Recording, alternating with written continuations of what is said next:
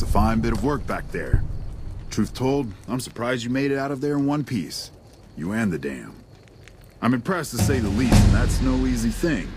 You've secured NCR's future. The administration sends its thanks for what it's worth. And we're glad to have you. And whether you're a soldier of the Republic or not, you're it in my eyes. Sometimes the Republic gets lost along the way while it's trying to follow its instincts. But when soldiers like you come along, it helps them get back on track and does it by example. And what you've done here today, that's gonna keep us going for a while. We clean up, take prisoners, watch the east for any more trouble from the Legion. Though I think they're still running, according to our scouts. After that, we'll see what happens when the dust settles and how the Mojave looks now without Caesar coming for its throat. Something tells me we better enjoy this breather while we can. And if that means Vegas, then you and the troops have earned it.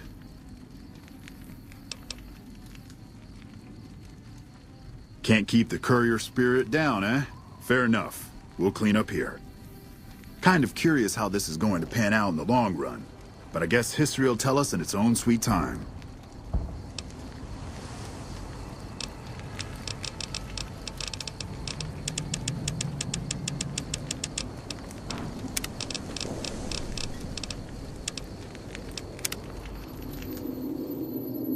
And so the courier who had cheated death in the cemetery outside Goodsprings cheated death once again, and the Mojave wasteland was forever changed.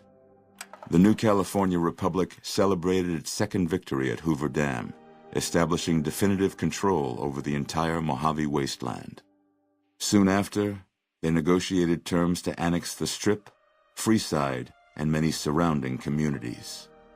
The Mojave wasteland, at long last, had entirely fallen under the NCR's banner. The courier, fair and even-handed in his dealings throughout the wasteland, was honored by the NCR for his support of the military at Hoover Dam.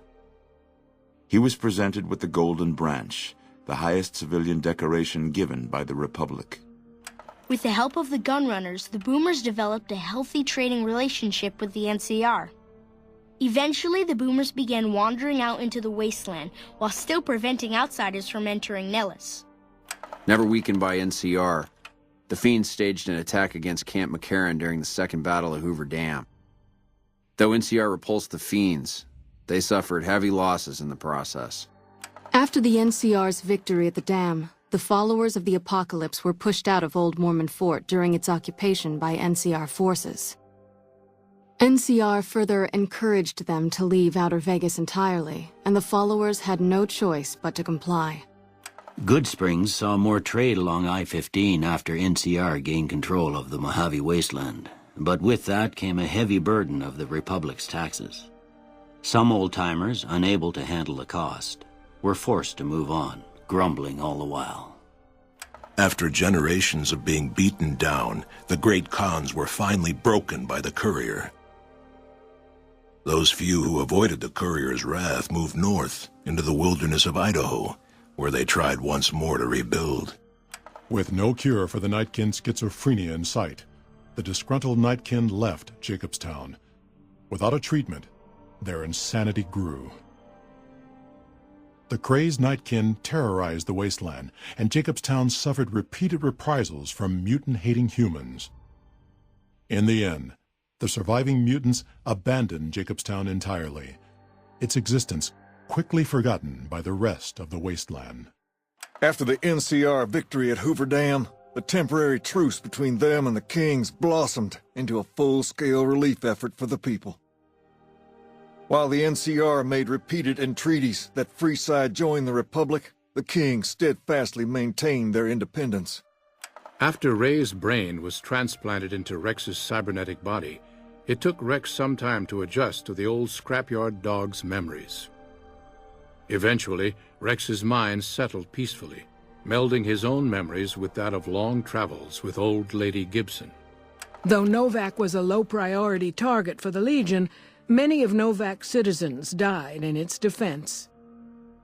In the weeks that followed, several bright followers returned to Novak to help restore its defenses, allowing it to remain independent of NCR. With the dam firmly in their grasp, the NCR turned its attention towards wresting the correctional facility from Powderganger hands. The Powdergangers are no match for the battle-hardened troops of the NCR, and summary execution awaited the Powdergangers who managed to survive. Armed with a wide array of improvised explosives and stolen weapons, the Vault 19 Powder Gang tormented the Mojave Wasteland for years. Citizens of the NCR were favorite targets, and they always suffered the worst fates. After Hoover Dam, Sheriff Myers runs Prim with his own style of frontier justice.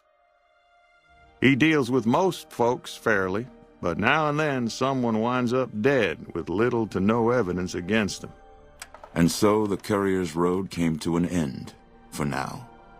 In the new world of the Mojave Wasteland, fighting continued, blood was spilled, and many lived and died just as they had in the old world.